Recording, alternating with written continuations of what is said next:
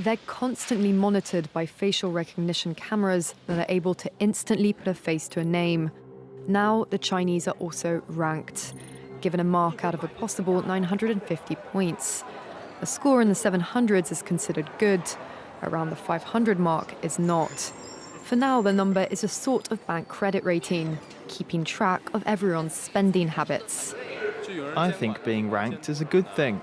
A society has to have rules. It forces us to be well-behaved. It may seem scary, but it's just like that here. We're used to it, and anyway, we don't have a choice.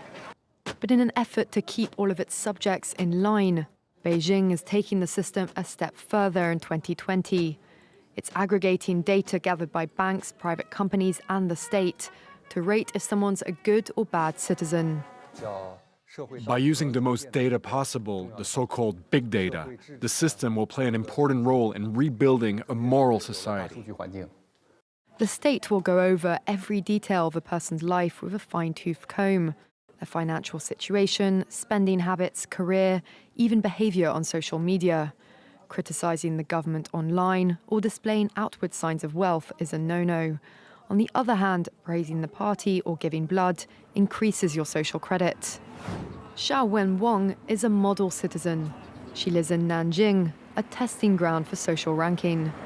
Married with a child, she has a job in a retirement home, no debts, and she wouldn't dream of jaywalking. As a good citizen, I respect the rules of the road. If I didn't, I'd lose points on my social credit.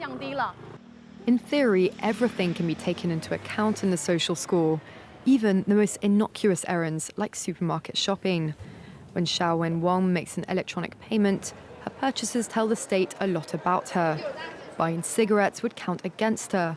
On the other hand, nappies show she's an attentive mother. Beer could indicate alcoholism. She'd be better off buying water. In this pilot city of 8 million people, there are only 18,000 model citizens. For Xiao Wenwang, there are perks to be had, such as paying half price for the bus. I get discounts for all public services, even at museums. And the library is free for me, thanks to my score. A good score brings benefits, but people with low scores lose rights.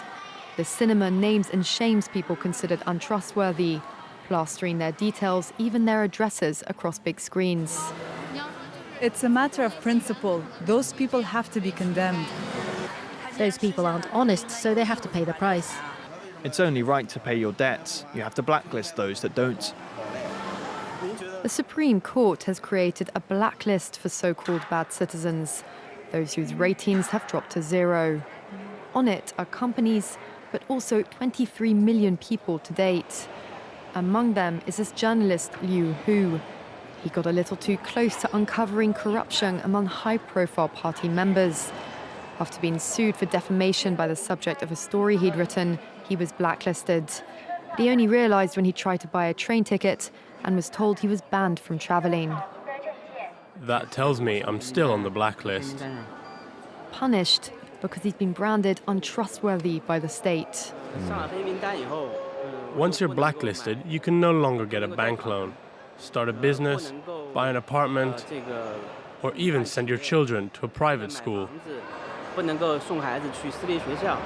Liu Hu is among a tiny minority of people who have dared to criticize the system, which some are calling a digital dictatorship.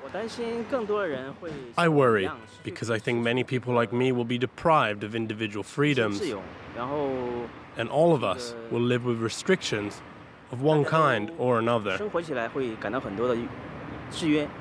After our meeting, Liu Hu learned that his name had been removed from the blacklist, but he still has a long way to go if he doesn't want to languish at the bottom of the social credit hierarchy.